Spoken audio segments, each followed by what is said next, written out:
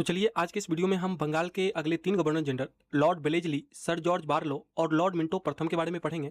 सबसे पहले आपके सामने है लॉर्ड बेलेजली।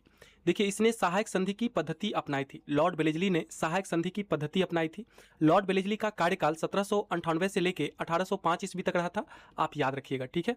आगे देखिए, लॉर्ड बेलेजली से पहले भारत में सहायक संधि का प्रयोग सर्वप्रथम फ्रांसीसी गवर्नर डुप्ले ने किया था। कौन किया था? फ्रांसीसी गवर्नर डुप्ले ने किया था। अगर ब्रिटिशर्स में पूछे तो याद रखिएगा, लॉर्ड बेलेजली सहायक संधि का प्रयोग करने वाला प्रथम ब्रिटिशर्स था, ठीक है। आगे देखिए, लॉर्ड बेलेजली की सहायक संधि को स्वीकार करने वाले राज्य कौन कौन से हुए थे, तो इसका क्रम आप जरूर याद रखिएगा। सर्वप्रथम कौन हुआ था? हैदराबाद।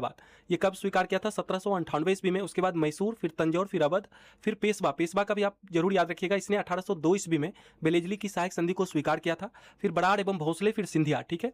आगे देखिए, इंदौर के होलकरों ने सहायक संधि स्वीकार नहीं की थी। ये जरूर याद रखिएगा कि इंदौर का होलकर लॉर्ड बेलेजली की सहायक संधि को स्वीकार नहीं किया था।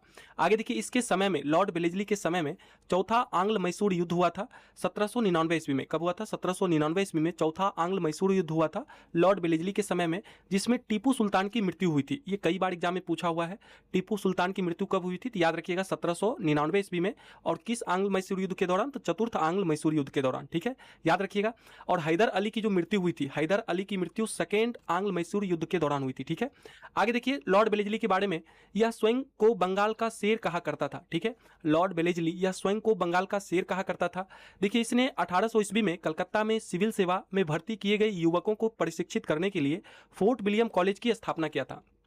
तो कलकत्ता में फोर्ट विलियम कॉलेज की स्थापना करने वाला कौन था? लॉर्ड बेलेजली था। इसका उद्देश्य था कि सिविल सेवा में भर्ती किए गए युवकों को प्रशिक्षित करना, ठीक है।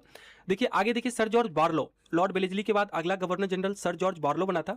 देखिए, इसका कार्यकाल में 1806 ईस्वी में बेल्लौर में सिपाही विद्रोह हुआ था। तो इससे ज्यादा फैक्ट नहीं बनता है, बस इतना याद रखिएगा कि इसी के कार्यकाल में 1806 ईस्वी में बेल्लौर में सिपाही विद्रोह हुआ था। अब देखिए, इसके बाद अगला गवर्नर जनरल लॉर्ड मिंटो प्रथम बना था।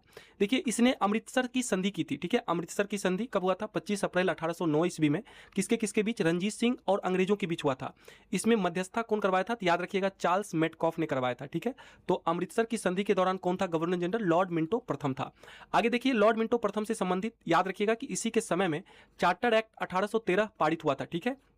तो चार्टर एक्ट 1813 में आप जानते हैं क्या क्या प्रावधान था, कि ईसाई मिशनरियों को भारत में ईसाई धर्म की प्रचार करने का अवसर दिया गया। उसके बाद अंग्रेजों का जो कंपनी का व्यापारिक एकाधिकार था उसको समाप्त कर दिया गया। सिर्फ चाय एवं चीन के साथ व्यापार का एकाधिकार कंपनी को प्राप्त था। इसके बाद 1 लाख रुपये प्रति वर्ष, ठीक है, 1 लाख रुपये प्रति वर्ष भारत में जो शिक्षा है इसके विकास के लिए दिया जाने लगा था। तो ये सभी प्रावधान थे चार्टर एक्ट 1813 के, ठीक है। तो चलिए, इस वीडियो में फिलहाल इतना ही रखते हैं, फिर मिलते हैं हम आपसे नेक्स्ट वीडियो में।